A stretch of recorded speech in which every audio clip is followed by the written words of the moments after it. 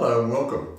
You've all seen a windsock, maybe at an aerodrome, a marina, or maybe on a traffic bridge.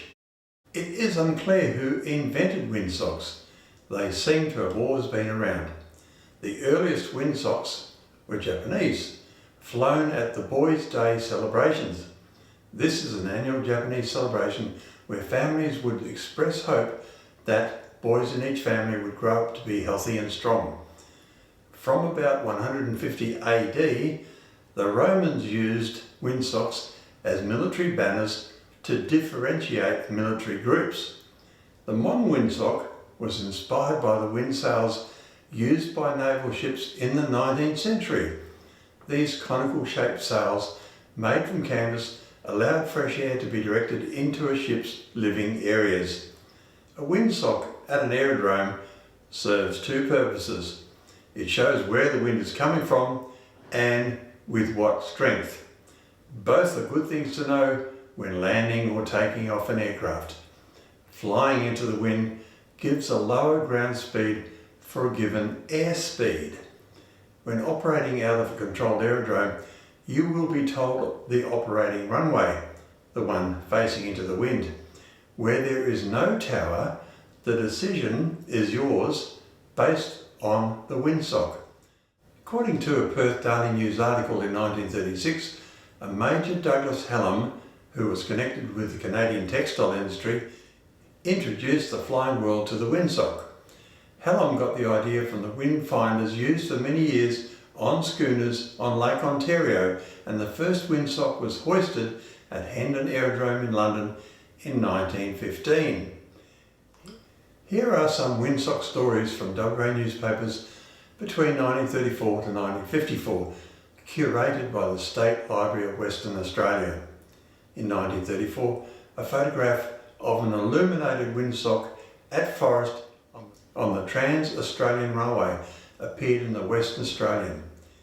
In 1946, Perth Aero member Kay Salter, an ex-RAAF pilot of Marmion Street in Leederville, had a very narrow escape from serious injury when landing a cub tiger moth at Maylands Aerodrome. He hit the windsock and tore down the lights. The plane was so badly damaged that it had to be rebuilt. Salter escaped with a concussion, a cut lip and a lacerated face. In the same year, a windsock blew down in strong winds at the Ravensthorpe Aerodrome, making the Flying Doctor from Albany's landing less than perfect. In 1947, while making a landing in the primary glider at the Caversham airstrip, a trainee pilot of the Perth Gliding Club overshot and his machine struck a windsock at the end of the strip. The plane was travelling slowly, so only slight damage was caused to the leading edge spar and 3 ribs of the glider's wing. The pilot was uninjured, thank goodness. In 1948, a windsock was hastily erected by road board members on the little-used Narrabeen Aerodrome for an emergency medical flight. Mrs. Kay Luce of Essex Street in Wembley had injured her thigh at her son's farm at South Cumanan.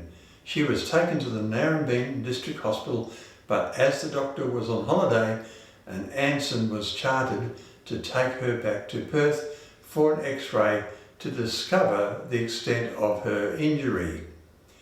In the same year, the Katanning Road Board reported that the boundary posts had been repainted, rabbit warrens filled in, suckers taken out, and a new windsock had been put up at the local aerodrome. In 1951, the management of the Madura Motel on the Air Highway had a windsock all wrapped up and awaiting an airing. They had made representations to the Department of Civil Aviation to have an airfield for emergency use and didn't have to wait long. An airport inspector was quick on the spot and drafted an airfield of DC-3 standard.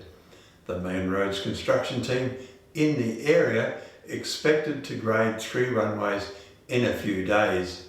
Until then, air highway casualties were taking up to 36 hours to reach Norseman. In 1954, Plane Day was an important occasion to the people in the Kimberley outback. The weekly mail plane was both postman and delivery man. Some airstrips would be within a couple of 100 yards of the homestead.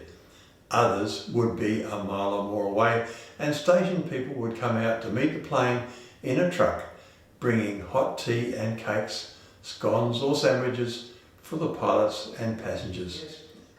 Of course, each airstrip had its own windsock to ensure the plane landed safely. Then, when you don't have a windsock, get creative, as Don Adair did by creating a windsock with a toilet roll. Thank you for watching. Please comment if you have a windsock story.